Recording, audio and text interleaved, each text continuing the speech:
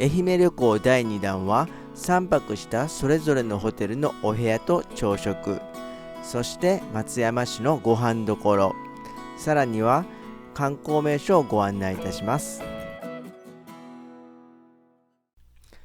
まず1泊目は松山東急レイホテル大街道という中心街にあるホテルです。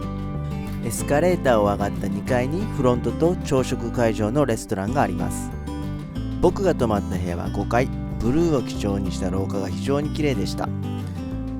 そして扉はカードキーのオートロックです。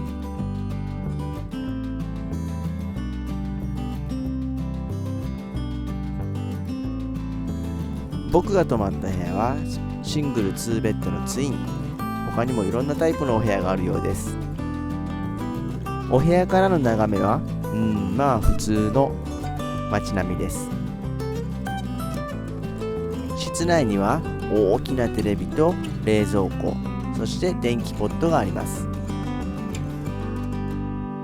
環境に配慮してこのタンブラーを使って各フロアにあるウォーターサーバーから自由に水を飲めるようです。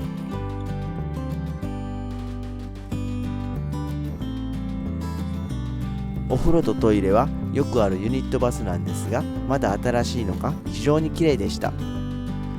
アメニティも歯ブラシやひげ剃りなど一通り揃っています。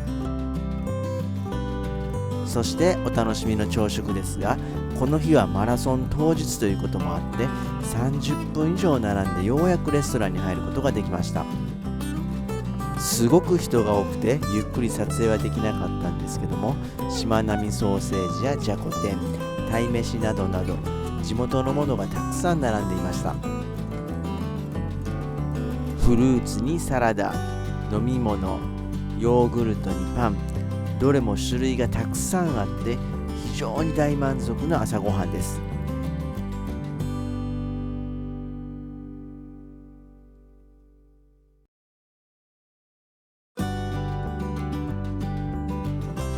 こんな感じでレース前ではありましたが、しっかり美味しくいただきました。ごちそうさまでした。2日目のホテルはカンデオホテル松山。ここも大街道駅のすぐ目の前、実は昨日のホテルの斜め向かいにありました。ここの面白いのはフロントとレストランが一番上の11階にあることです。なのでフロントの目の前、そしてレストランからもこの絶景が広がっています。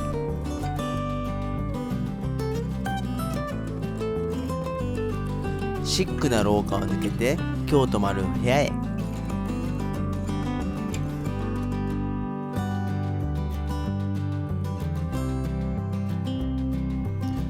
ハンガーがたくさんあるのは本当に助かります。ベッドはダブルベッド、そして壁掛けの大きな液晶テレビ、鏡の下には冷蔵庫、机、そしてソファーまであります。ベッドと机の間にはスーツケースを広げるスペースもあって非常に使い勝手のいいお部屋でした。パジャマは上下別のセパレートタイプです。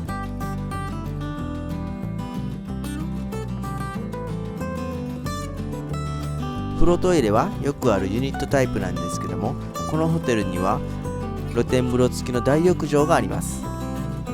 そしてお楽しみの朝食はビュッフェスタイル。昨日の東急レイの方が種類も地元の食材も多かったんですけれども、ここのホテルも最上階からの絶景を見ながら美味しくいただきました。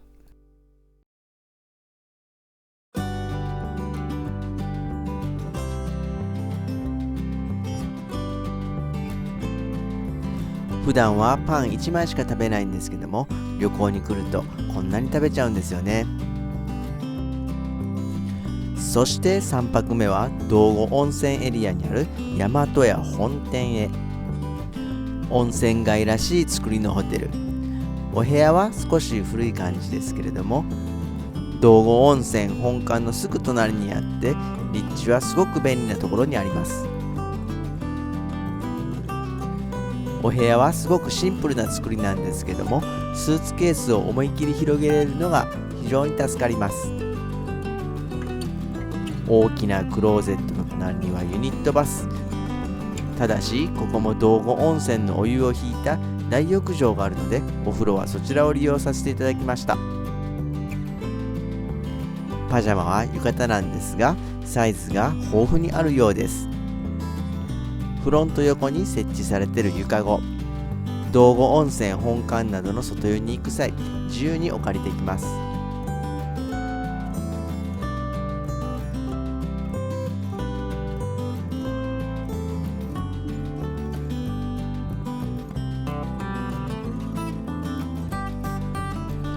こちらは本物の能舞台。先ほどの小物をお借りして自由に記念撮影ができるようになっています。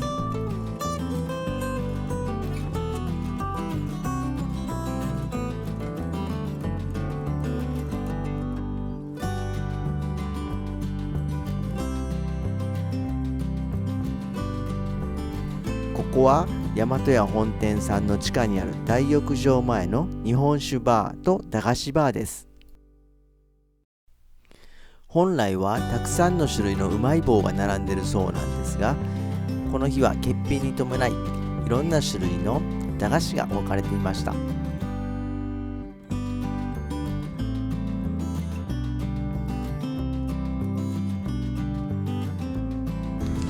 だきます。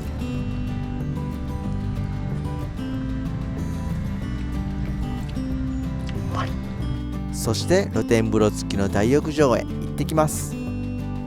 そして朝食、ここはビュッフェではなくお膳でした。愛媛名物のじゃこ天をこの鉄板で炙っていただきました。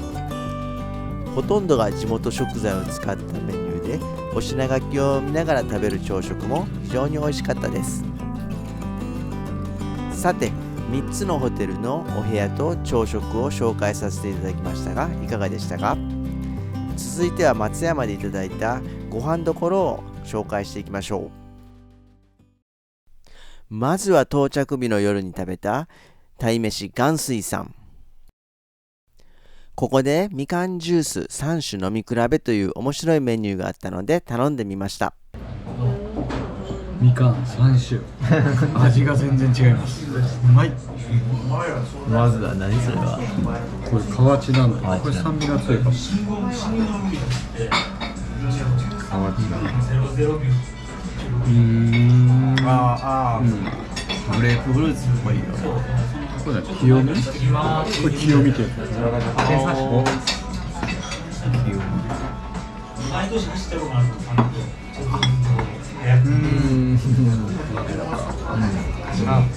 王道か。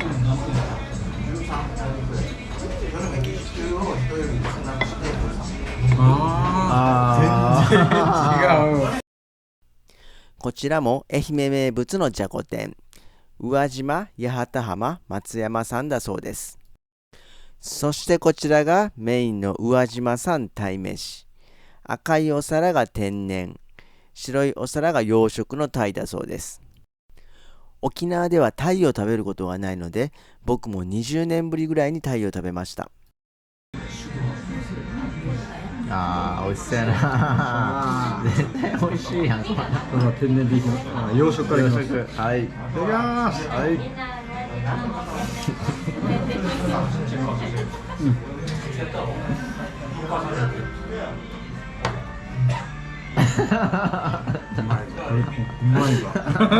うまい。こちらは2日目の夜、マラソンの打ち上げできたおいでん屋さん。坊ちゃんビールと愛媛みかんビールで乾杯です。まず外せないのはお刺身の盛り合わせ。タイとかブリが美味しかったです。こちらはじゃこカツ。僕はじゃこ天よりじゃこカツの方にはまりました。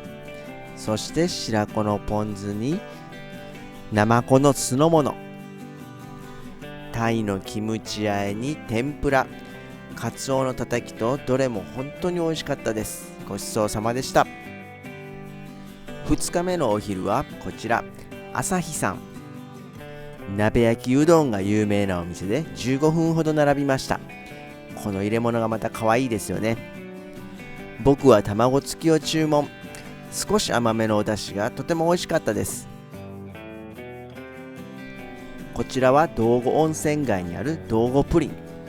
プリンの上には愛媛みかんがぎっしり入っていました。普段はあまり甘いものは食べないんですけども、全国旅行支援のクーポンがあったのでいただきました。さらにスイーツをもう一軒。愛媛はお茶が有名だそうで、この抹茶ともなかのセットをいただきました。そして最後の夜は道後温泉街にある居酒屋金兵衛さんへ。定食以外は一人前のメニューがなかったのが少し残念ですが、こちらはタイのカブト煮。この目の周りのコラーゲンがすごく美味しいんです。こちらはアジの唐揚げ。2杯目はせっかくなのでイヨカンハイボールをいただきます。そして最後に今治焼き鳥をいただきました。さてここからは観光地をご案内。松山は思ったよりも町が小さくて、この大街道商店街と松山城へ行くロープウェイ乗り場周辺に広がるお土産屋さん、そして道後温泉の近くの商店街、この3つが繁華街になります。まずは定番のこちらを楽しみました。みかんジュース出るわけないよね。マジかな。おお、出てきた出てきた。マジや。蛇口からみかんジュースが出てくる愛媛の実話でした。いただきます。お味の方はポンジュースや。マラソン翌朝、メダカとはここでお別れです。実は彼、今日このまま札幌に行き、翌日から知床で流氷ダイビングをするそうです。しかも週末、熊本で 42.195 キロのフルマラソンにまた出場するそうです。本当にタフな男です。紹介が遅れましたが、彼は石焼きのダイビングショップユイマーレの代表で、10年ほど同じダイビングショップで働いた友達です。というわけで、ここからは僕は一人で愛媛観光を楽しみます。あいにくの天気ですが、まずはロープウェイで松山城に向かいます。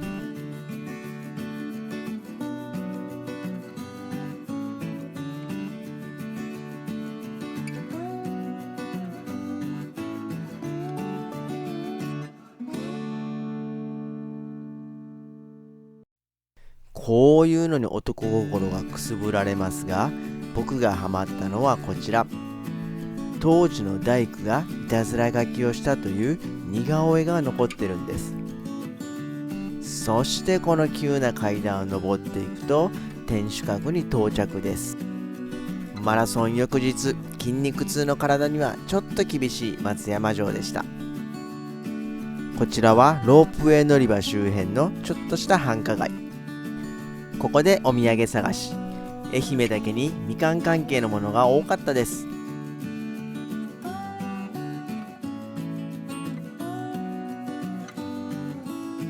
ここは人気のお店。みかんジュースの飲み比べやジェラートも置いてます。昼食の後は路面電車で道後温泉へ。大街道から10分ほどで道後温泉に着きます。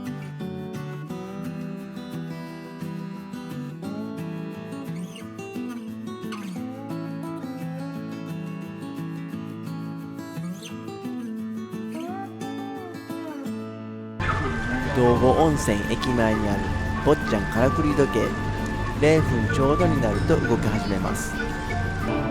ちなみにこの周りはものすごい人がいました。こちらは夜の坊ちゃんからくり時計、また雰囲気が違ってすごく綺麗ですね。そしてお土産屋さんが並ぶアーケード街へ。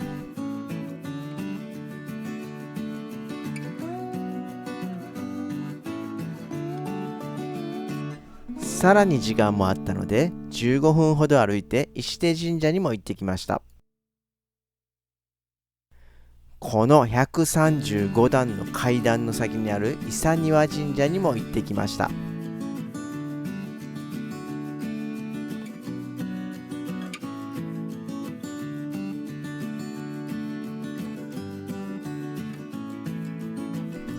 道後温泉本館は2019年から保存修理工事をしているそうです。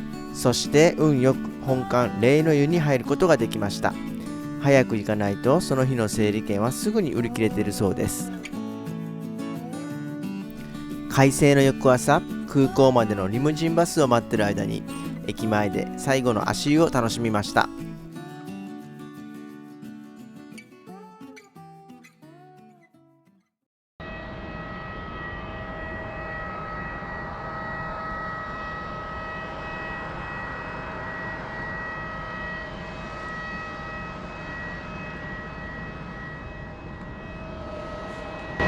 おはようございます。快晴の松山空港です。愛媛マラソンと松山、そして道後温泉の旅の様子をお伝えしましたけれども、楽しんでいただけたでしょうか。そして旅の参考になっていただければ嬉しいです。今日はこれから、西表のお家まで帰るんですけれども、まずは那覇空港、そして石垣空港で、今日は上原港が欠航しているので大原港からお家に行きます。家に到着時間が6時半頃を予定してますけども、今日は朝8時過ぎにホテルを出たので、約10時間の移動時間になります。じゃあ気をつけて帰りたいと思います。また次の動画でお会いしましょう。こんな感じで2週間にわたって愛媛マラソンと松山観光の様子をお届けしました。最後までお付き合いありがとうございました。皆さんのちょっとした息抜きのお供に、そして旅の参考になっていただければ嬉しいです。ではまた次の動画でお会いしましょう。本日も最後までご視聴ありがとうございました。よろしければチャンネル登録よろしくお願いいたします。